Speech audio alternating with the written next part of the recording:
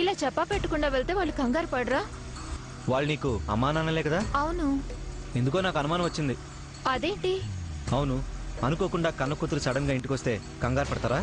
అంటే అనుకోకుండా వస్తే? అవును, కన్న కూతురు సడన్ గా ఇంటి ముందుకు వచ్చి నిలబడితే ఆనందించే తల్లిదండ్రులను చూశాను, కానీ కంగారు పడే వాళ్ళని మీ అమ్మా నాన్నలే చూస్తున్నాను. సరే చూద్దాం వాళ్ళు నీకు నిజంగా అమ్మా నాన్నలో కాదు.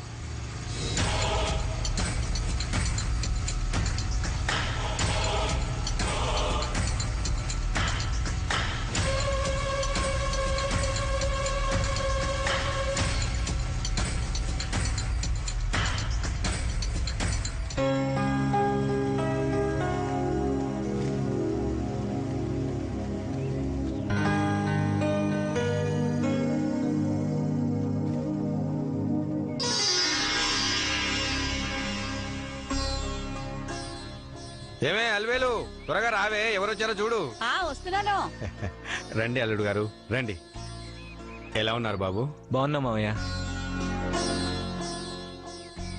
ఏం బాబు బాగున్నారా? బాగున్నా అత్తయ్య.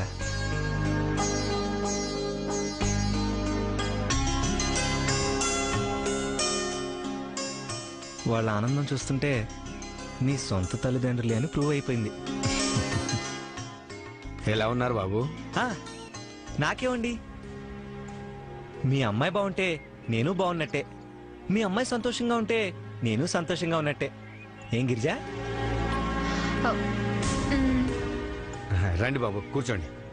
ఏమా గిరిజ, వస్తున్నానని ఒక్క ఫోన్ కూడా చేయలేదేంటమ్మా? ఎక్కడత్తే గారు, నేనే సడన్ గా ఊరికెళ్దాం అనేసరికి ఆ ఛాన్సే లేకుండా పోయింది. మీకెందుకు అలా అనిపించిందని అడగరే?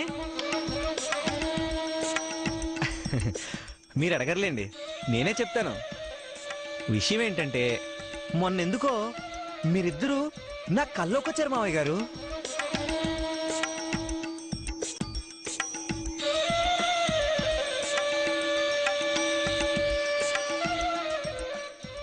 అంతే, ఇక ఆగలేకపోయాను.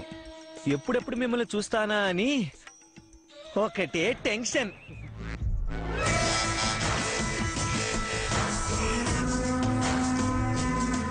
చూసావా, అల్లుడు గారికైనా మమ్మల్ని చూడాలనిపించింది గాని నీకనిపించలేదా? ఇప్పుడు మీ అమ్మాయికి మనల్ని ఎవరిని చూడాలనిపించదు అత్తయ్య. తను ఎవరిని చూడాలనుకుంటుందో నాకొక్కడికే తెలుసు.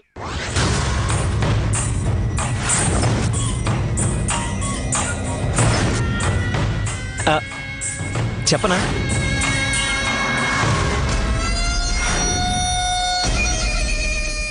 ఏం గిరిజా, చెప్పేనా? చెప్పు బాబు.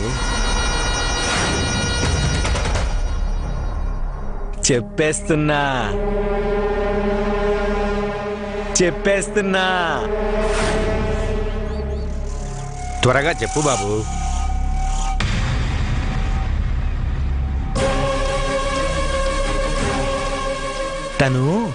తను తొందరగా తల్లి అయిపోయి బిడ్డను చూసుకోవాలని ఆశ.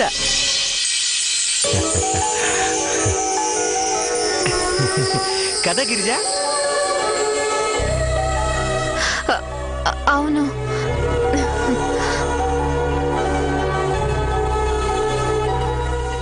అదెంత పనమ్మా, ఆ భగవంతుడు కరుణించాలి గాని సంవత్సరం తిరిగేలోపు పండంటి బిడ్డని కనవు.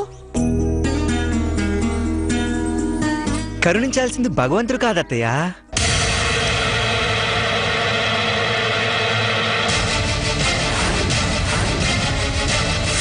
నేనే. ఎందుకంటే నేనే కదా తను నమ్మే దేవుణ్ణి. బాగా చెప్పావు బాబు. ఆడపిల్లలకి భర్తే దైవం. అవునవును, భర్తే దైవం. అందుకే పూజలు, వ్రతాలు, నైవేద్యాలు అన్నీ ఈ దేవుడికే చెందాలి. రండమ్మా లోపలికెళ్దాం. రా బాబు. పదండి.